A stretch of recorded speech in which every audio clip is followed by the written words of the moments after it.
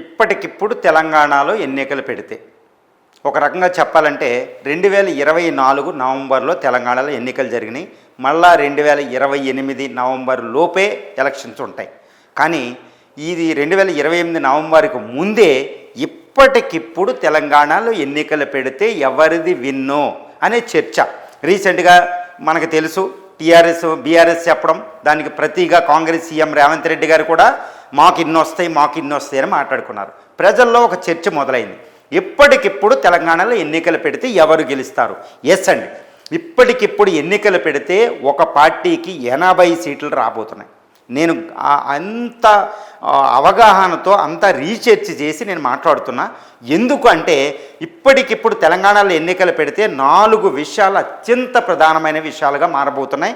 అవే ఏ party గెలవబోతుందని సూచిస్తుందన్నమాట. ఏంటి అంటే number 1 issue ఏంటంటే సెక్షన్ 22A. దీని ప్రకారం ఈ రిజిస్ట్రేషన్ యాక్ట్ 1908 ప్రకారం చాలా కోటి ఎకరాల భూముల్ని సుమారు ఇప్పుడు సెక్షన్ 22Aలో పడేయడం జరిగింది. అంటే 2,76,00,000 ఎకరాలు మొత్తం తెలంగాణలో, మొత్తం 1,12,000 చదరపు కిలోమీటర్లు. దీంట్లో అంటే 2,76,00,000 ఎకరాల్లో కోటి ఎకరాలు సెక్షన్ 22A కిందకు వచ్చేసింది. ఇందులో సుమారు 30 లక్షల ఎకరాలు, 30 నుంచి 40 లక్షల ఎకరాలు ప్రైవేటు భూములు ఉన్నాయి. ఇది రాష్ట్ర ప్రభుత్వం కూడా అంటుంది, మేము ఎట్టి పరిస్థితుల్లో వాటిని మళ్ళీ రిలీజ్ చేస్తాం, రిజిస్ట్రేషన్ అవుతుంది, భయపడవద్దని. దారుణం.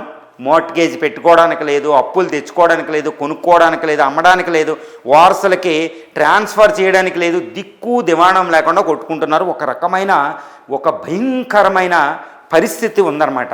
దీది అత్యంత ప్రధాన పాత్ర పోషిస్తుంది ఇప్పటికిప్పుడే ఎలక్షన్ పెడితే. ఇప్పుడే కాదండి, వచ్చే ఎలక్షన్ పెట్టినా, జిహెచ్ఎంసీ ఎలక్షన్ పెట్టినా, ఏ ఎలక్షన్ పెట్టినా ఇది అత్యంత ప్రధానమైన విషయంగా మారబోతుంది. ఒక ధరణి, భూభారతి ఇలా నార్మల్గా లేదు. ప్రభుత్వ భూములు, ప్రైవేటు భూములు, ప్రభుత్వ భూములు రక్షించాల్సిందే, ఫారెస్ట్ భూములు రక్షించాల్సిందే, దేవాదాయ వక్ఫ్ భూములు రక్షించాల్సిందే. కానీ దాని పేరు మీద ప్రైవేటు భూములు ఈ ప్రజలు దారుణమైన విపత్తులోకి దూరిపోయారన్నమాట. ఇది అత్యంత ప్రధానమైన పాత్ర పోషించబోతుంది. ఇక రెండోది ఏంటంటే అత్యంత ప్రధానమైన విషయం తెలంగాణలో నిరుద్యోగులు. ఈ నిరుద్యోగులు గవర్నమెంట్లు మార్చేస్తారు. తెలంగాణ ఉద్యమకారులు, తెలంగాణ అంటేనే ఉద్యమాలకు పుట్టినిల్లు, అందరికీ తెలిసిన విషయం. ఇప్పుడు నిరుద్యోగులకి ఎన్నో ప్రామిసులు, కానీ ప్రస్తుతం కాంగ్రెస్ గవర్నమెంట్ ఏంటంటే ఎన్ని వేలు జాబులు ఇచ్చింది. ప్రతి సంవత్సరం 2 లక్షల జాబులు వస్తే జాబ్ క్యాలెండర్. మరి ప్రామిసులు ఏమైనాయి? గ్రూప్ 1 నిర్వహణ ఏంటి? కోర్టు నుంచి వచ్చింది 567 పోస్టులు. ఇప్పుడు హైకోర్టు డివిజన్ బెంచ్ నుంచి, సుప్రీంకోర్టు నుంచి అనుమతి వచ్చింది.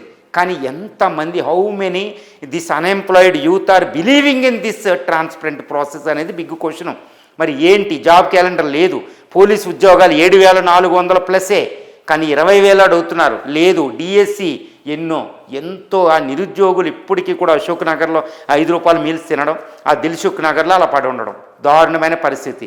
వీళ్ళ అసంతృప్తి ఎన్నికల్లో ఏ పార్టీకి విన్ అవ్వబోతుంది, ఏ పార్టీకి రాబోతుంది. రీసెంట్గా దాన్ని క్యాష్ చేయడానికి కేటీఆర్ గారిని మేము నిరుద్యోగుల్ని నిర్లక్ష్యం చేసాం, తప్పు అయిపోయింది, ఈసారి చేయనని ఆయన నిజంగా తప్పు ఒప్పుకున్నాడు ఇప్పుడు ఆయన. అదొకటి. ఇవన్నీ మనం అది రెండో విషయం. ఇక మూడో విషయం ఏంటంటే రైతులు అత్యంత కీలక పాత్ర పోషిస్తారు. రైతు భరోసా, రైతు బంధు, ఈ స్కీమ్లన్నీ బీఆర్ఎస్ పెట్టింది, కాంగ్రెస్ పెట్టి చూసాం. కానీ ప్రస్తుతం రైతులకి ఈ నిధులు వెళుతున్నాయా అనేది కీలక పాత్ర పోషించబోతుంది.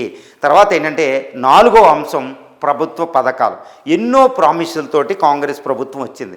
ఆ ప్రామిసుల్ని తూచా తప్పకుండా అమలు చేయకపోతే మాత్రం ఎన్నికలు ఇప్పుడు పెట్టినా, వచ్చే ఎన్నికలు పెట్టినా ప్రమాద గంటికలే, అది మనకు తెలుసు. తర్వాత ప్రకృతి ప్రకోపం అండి, అది ఎల్నీనో. ఈ ఎల్నీనో ఇప్పుడు ఇండియాలో బీజేపీ ప్రభుత్వం నుంచి తెలంగాణలో కూడా పెద్ద విపత్తు అనమాట. దీన్ని తట్టుకోవడం అంత ఈజీ కాదు. అందుకే రేవంత్ రెడ్డి గారు నాగార్జున సాగర్ దగ్గర వరుణ యాగం చేశారు. ఎందుకంటే ప్రకృతి ప్రకోపం, వర్షాలు లేవు, ప్రాజెక్టులు ఎండిపోయి వచ్చే 2 చాలా ఘోరంగా ఉండబోతుంది. దీని పరిస్థితి ఏంటో మనం చూడాల్సిన పరిస్థితి ఉంది. కాబట్టి ఇప్పటికిప్పుడు తెలంగాణలో ఎన్నికలు పెట్టేస్తే ఏమవ్వబోతుంది అంటే 119 అసెంబ్లీ సీట్లకు గాను ఏ పార్టీకి ఎన్ని సీట్లు వస్తాయో మనం ఒక్కసారి పరిశీలిస్తే నా అంచనా ప్రకారం ఏంటంటే బీఆర్ఎస్కి 80 సీట్లు వచ్చి కేటీఆర్ సీఎం అయిపోయేలా ఉన్నారన్నమాట. అది నా అంచనా. తర్వాత కాంగ్రెస్కి ఒకప్పుడు బీఆర్ఎస్కు లాస్ట్ ఎలక్షన్లో వచ్చినట్టు 24 సీట్ల కంటే ఎక్కువ వచ్చే అవకాశం లేదు. ఎందుకంటే కాంగ్రెస్ మీద విపరీతమైన అసంతృప్తి అనేది ఒకటి కనపడుతుంది. ముఖ్యంగా ఎల్నీనో ఒకటి ఉంది, రైతులున్నారు, ప్రభుత్వ పథకాలు, నిరుద్యోగులు, ముఖ్యంగా సెక్షన్ 22A అనేదే ఇది అత్యంత ప్రధానమైన కారణం అవబోతుంది. నేను నిజంగా చెప్తున్నానండి. ఇప్పుడు వెళ్ళి ఎక్కడ ప్రభుత్వం కూడా తప్పు ఒప్పుకొని మేము చేస్తాం అంటుందంటే ఊహించుకోవచ్చు. కాబట్టి బీఆర్ఎస్కి 80 సీట్లు, కాంగ్రెస్ మళ్ళీ 24, సిపిఐకి 1 సీట్ వస్తుంది. సిపిఐ లెఫ్ట్ పార్టీలు ఇప్పటికిప్పుడు ఎలక్షన్ పెడితే మళ్ళీ బీఆర్ఎస్ వైపు వచ్చినా ఆశ్చర్యం లేదు. మళ్ళీ బీజేపీ పరిస్థితి అంటే అగమ్య గోచరం. ఇది మోడీ గారే గుర్తించారు. కాబట్టి నేషనల్ ఎగ్జిక్యూటివ్ రీషఫిల్లో కూడా వీళ్ళకి ఎవరికి ప్రాతినిధ్యంలో ఉన్న ముగ్గురిని కూడా తీశారు. ఇంకా అంతర్గత కుమ్ములాట్లో ఉంది బీజేపీ బలం, కానీ అంతర్గత కుమ్ములాట్లు దాన్ని దెబ్బేసే అవకాశం ఉంది. మళ్ళీ 7 సీట్లతోనే సరిపెట్టుకునే అవకాశం ఉంది. తర్వాత ఏంటంటే ఏఐఎంఐఎం ట్రెడిషనల్ ఓట్ బ్యాంక్ కాబట్టి మళ్ళీ ఆ 7 సీట్లే వచ్చే అవకాశం ఉంది. ఈ విధంగా ఇప్పుడు కాంగ్రెస్ ప్రభుత్వం స్థానంలోకి బీఆర్ఎస్ వచ్చే అవకాశం ఉంది. ఇప్పటికిప్పుడు ఎన్నికలు పెడతానండి. ఇది నిష్పాక్షపాతంగా అన్బయాస్డ్గా నేను అనాలిసిస్ చెప్తున్నా. ఇది అందరికీ తెలిసిన విషయమే. ముఖ్యంగా నిరుద్యోగులు, సెక్షన్ 22A ఈ 2 అత్యంత కీలక పాత్ర పోషించబోతున్నాయి. మూడోది రైతులు. ఈ మూడే ఎవరి తలరాత ఎలా ఉందో నిర్ధారించబోతుంది. ఇది అందరికీ తెలిసిన విషయమే. బయటికి బీఆర్ఎస్ చెప్పుకోవచ్చు, కాంగ్రెస్ చెప్పుకోవచ్చు, బీజేపీ ఎవరైనా చెప్పుకునేవ్వండి. కానీ ప్రజలు ఏమనుకుంటున్నారో ప్రజల పల్స అందరికీ తెలిసిన విషయమే. నేను చెప్పింది తెలియని విషయం కాదండి, అందరికీ తెలిసిన విషయమే నేను చెప్పేది. బీఆర్ఎస్కి ఇప్పటికిప్పుడు తెలంగాణలో ఎన్నికలు పెడితే మళ్ళీ రిపీట్ చేస్తున్నాను. బీఆర్ఎస్కి 80 సీట్లు, సిపిఐకి మళ్ళీ 1, మళ్ళీ తర్వాత కాంగ్రెస్కి ఇప్పుడు బీఆర్ఎస్కి ఉన్న సీట్లు వచ్చే అవకాశం ఉంది 24, 25 అంతే. ఏఎంఐఎంకి 7, బీజేపీకి 7 అంతే. ఇదే తప్పితే వేరే విషయం లేదు. చాలా పరిపూర్ణంగా ఇది అందరూ చెప్పగలుగుతారు.